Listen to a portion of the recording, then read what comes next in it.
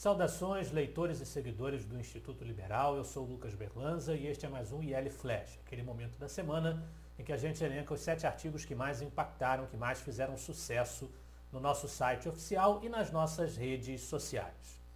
E hoje o nosso IL Flash começa com um texto do professor Alex Pipkin, um colunista antigo do nosso instituto, que está sempre aqui conosco colaborando com as suas reflexões sobre questões, sobretudo econômicas, que nos traz no seu artigo Algumas Verdades Sociais e Econômicas. Ele aponta para o tipo de manipulação retórica que costuma ser feito pelas esquerdas e pelos populistas para iludir os incautos. Ele coloca que ilusões e retóricas fáceis, que soam como atalhos para problemas complexos, substituem os fatos e as evidências para explicar as frustrações, os fracassos e a prosperidade que nunca chega. Sempre tem uma explicação imaginosa para uma situação que, na verdade, é causada pela perpetuação das políticas populistas. Tudo isso, diz o professor Pipkin, abona a mentira e o auto-engano, uma vez que os culpados são os outros indivíduos e as outras nações, com juízos do tipo os Yankees imperialistas, né? A ameaça internacional do imperialismo que atrasa o desenvolvimento brasileiro, etc. e tal, o grande plano que está por trás das multinacionais, etc. Esse tipo de narrativa que olha para o outro como grande responsável pelos problemas pelos quais nós somos os grandes culpados, preservando os elementos nefastos da nossa cultura política e da dinâmica das nossas instituições, as verdadeiras responsáveis pelo nosso atraso. Essa postura é a verdadeira responsável pelo nosso atraso. Isso aí é o alvo da crítica do professor Pipkin. Indivíduos e nações não são vítimas dos outros. Eles são, usualmente, quando se trata de abordar o seu subdesenvolvimento econômico, vítimas da própria incompetência e da própria lama em que chafurdam. E é cada vez mais necessário reverter tais falácias para que se possa encontrar o caminho certo para o desenvolvimento econômico, social e cultural. Populismo ainda é o foco do artigo do Rafael Souza. O populista nada mais é do que aporofóbico. Segundo o Rafael Souza, ecoando a mensagem mais puramente liberal possível, o populismo é uma arma de poderosa técnica, vendida e utilizada por aqueles que dizem representar os mais pobres, os mais sofridos, os menos favorecidos, mas que na realidade acabam invariavelmente por prejudicar e dificultar a vida daqueles que inicialmente deveriam ser os verdadeiros beneficiários. Quando os populistas prometem mundos e fundos, prometem revoluções na gestão financeira, prometem prodígios miraculosos na condução dos recursos do erário nacional, eles acabam por impactar perniciosamente a economia e com isso prejudicam o bolso daqueles que mais precisam, sob o pretexto de os estarem ajudando a sobreviver.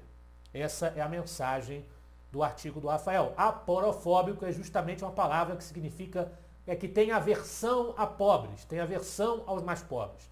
E essa é a realidade dos populistas, que, sob o pretexto de estarem se comunicando de forma mais direta com o povo, com os mais pobres e com as suas necessidades, na verdade fazem todo tipo de estripulia que prejudica a situação de todo mundo, principalmente dos mais pobres, apenas beneficiando a si mesmos e aos seus apaniguados e parceiros de negócios. A exemplo das empresas que se associam com os políticos que estão no poder, geralmente com as esquerdas, para promover uma troca de benefícios e favorecimentos.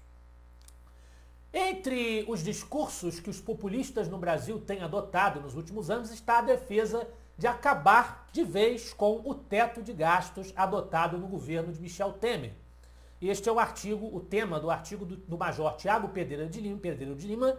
O teto de gastos deveria ser defendido por todos nós. Diz o Tiago que o teto de gastos que foi adotado no governo Temer permite que os gastos públicos ainda cresçam nominalmente, mas obriga a que os gestores públicos e os legisladores, que vão definir como é que as coisas vão ser conduzidas através da lei, façam escolhas. O novo regime fiscal imposto por esse teto de gastos força o Estado a diminuir de tamanho de uma forma ou de outra, porque ele obriga a que haja certas contenções que normalmente não seriam feitas, a gastança seria irresponsável. Isso pode não ter todo o efeito que se desejaria, mas é algo bem-vindo na dinâmica da nossa gestão fiscal. Outra coisa que o teto de gastos traz de meritória na visão do Thiago é a previsibilidade que ele proporciona. Nosso caríssimo economista austríaco Friedrich Hayek já dizia que quanto mais o governo planeja, menos o indivíduo é capaz de se planejar. Quando as regras do teto de gastos estabelecem limites bem definidos para o reajuste do orçamento do governo, o Estado brasileiro passa a ser capaz de ancorar melhor as expectativas econômicas dos agentes individuais e espontâneos na sociedade, que é mais um benefício que esse sistema nos proporcionou. Na mesma linha, no mesmo espírito, defendendo a responsabilidade fiscal, vai o artigo do Luan Sperandio, Como dobrar a renda do brasileiro. O receituário que o Luan vai defender para melhorar a nossa renda, melhorar as nossas condições de vida de forma geral, é o receituário liberal, que se baseia na responsabilidade fiscal também, o que é facilitado pela adoção do teto de gastos. A estabilidade fiscal e o império da lei são algumas das medidas, alguns dos caminhos a serem tomados, dos rumos a serem tomados, para qualificar as nossas condições de vida na sociedade brasileira. Na contramão da responsabilidade fiscal, da retração dos impostos e do Estado, nós temos um posicionamento do presidente dos Estados Unidos, Joe Biden, do Partido Democrata. Sobre isso é o artigo da página Liberalismo Brazuca. Inflação americana, Biden e a curva de Laffer. Joe Biden está dizendo que a culpa de a inflação americana estar alta para os padrões americanos é das grandes empresas, que são pouco tributadas. Essa seria a causa do aumento da inflação. Uma afirmação absurda, a gente sabe que a inflação é um fenômeno monetário, não tem nada a ver com a taxação das empresas, e gerou uma resposta do Jeff Bezos, CEO da Amazon. O problema dessa linha de raciocínio foi mostrado por Arthur Laffer, criador da famosa curva de Laffer, que foi citada em alguns momentos nos últimos anos, especialmente durante a campanha eleitoral de 2018. De acordo com esse economista da Universidade de Chicago, alíquotas de impostos mais altas não significam necessariamente maior receita tributária, ao contrário do que muitos intervencionistas se acostumaram a preconizar. Então é esta reflexão que ele empreende neste artigo. Uma pausa nessa discussão sobre responsabilidade fiscal, populismo, equilíbrio nas finanças, para uma homenagem na série A Sabedoria do João Luiz Mauad, A Sabedoria de Bertrand Russell. Matemático e filósofo britânico Bertrand Russell nasceu em 18 de maio de 1872 e morreu em 2 de fevereiro de 1970. Nessa relação de citações de Bertrand Russell, o Mauad coloca citações críticas à hegemonia de ideias, defendendo a liberdade para ser excêntrico, a liberdade para expressar ideias diferentes das ideias convencionais, a liberdade para ser diferente, para ser diverso, por mais ridículo que isto a princípio pareça. Na liderança do IL Flash de hoje, de autoria de Juliano Oliveira, a grande mídia não consegue esconder sua predileção pelo engano.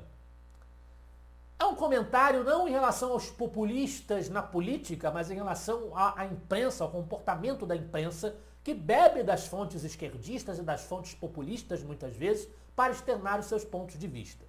É uma crítica à postura de uma parte da imprensa que demonizou o novo ministro de Minas e Energia, nomeado pelo governo Bolsonaro, Adolfo Saxida, que é um liberal conhecido, que já atuou por bastante tempo no Instituto Liberal e em outras instituições dedicadas à divulgação das ideias liberais.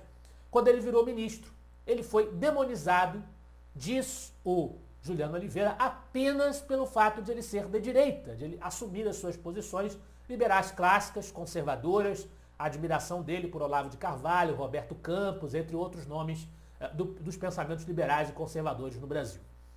É uma reflexão sobre essa postura da imprensa de demonizar qualquer coisa que soe mais à direita do que, por exemplo, a social-democracia do PSDB.